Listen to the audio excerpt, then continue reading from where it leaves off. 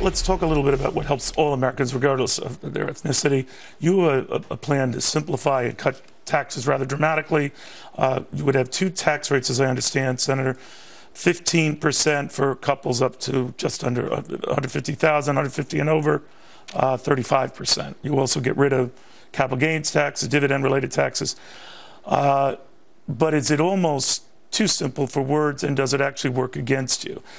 One prominent conservative who's a fan of yours said, how would people react to hearing that someone like Mitt Romney doesn't have to pay capital gains taxes? That's from James Pathakakis of the American Enterprise Institute. What do you say to that? My argument is this tax plan is not designed to benefit any single individual. It's designed to benefit the American economy by doing two things: being pro-growth and being pro-family.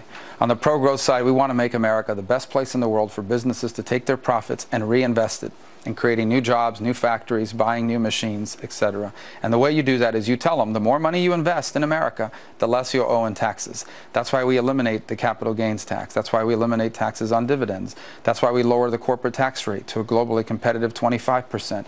That's why we create parity between small businesses operated as S corporations and big businesses often operated as C corporations. You do these things, you're going to have rapid economic growth that's going to create millions of better paying jobs for all Americans. And on the personal side, we simplify the tax rate to two simple rates, 35 and 15%. 80% of Americans will be paying on the 15% rate. That's a tax cut for them. We also increase the per-child tax credit applicable to both your income taxes and also your payroll taxes to support families with the cost of raising their children. That will benefit millions of middle-class, hard-working Americans. You do these two things, something that empowers individuals and families, combined with a pro-growth tax rate, and you're going to see dramatic growth in our economy, dramatic growth in wages, dramatic growth in productivity from an economic perspective. You know what you're going to hear from your critics? Oh, he's a friend of the super rich. Someone like Mitt Romney who gets all his income from capital gains, et cetera, walks off scot-free. Well, I always laugh because the majority of people that accuse me of that happen to be millionaires, and they're lecturing me, the son of a bartender and a maid, about the plight of the middle class. At the end of the day, what hardworking Americans need is better paying jobs. And the only way you're going to create better paying jobs is by making America the best place in the world to create them. And our tax code as it stands today is an impediment to that. For example, we have $2 trillion of American cash sitting abroad that won't come back because they're not willing to pay taxes twice on that money. They already paid once in the other country. If we can bring that money back, that money is not, someone's not going to eat these dollar bills. They're going to invest them in opening a bigger factory and hiring more workers. Not necessarily, they could just pocket it, right? Well, either way, you have to consume it one way or the other. If you take the money and let's say you do pocket, you're going to spend it into the economy. That too is job creation. But most companies are going to reinvest it back into their businesses, expanding operations, because we're going to allow them to immediately expense that. So you don't think it would make deficits worse in the short term before you get the, if all you the bang for the buck? First of all, the only way you're going to deal with the debt in America is the combination of rapid economic growth and fiscal discipline. This is the first part of it, the rapid economic growth part of it. We still need fiscal discipline. We still need entitlement reform. Right?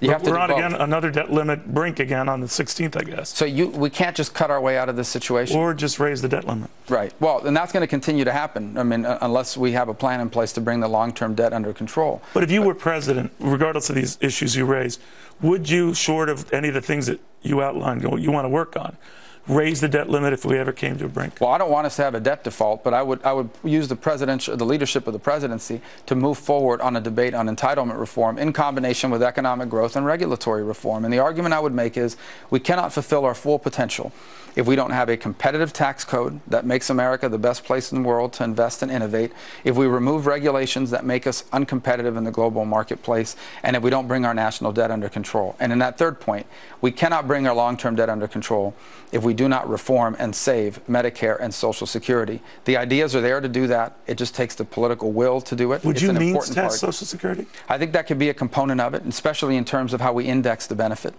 But for younger people like yourself, absolutely, you're saying it's inevitable that we'd have to go down that direction? My Medicare is, I'm 44 years old.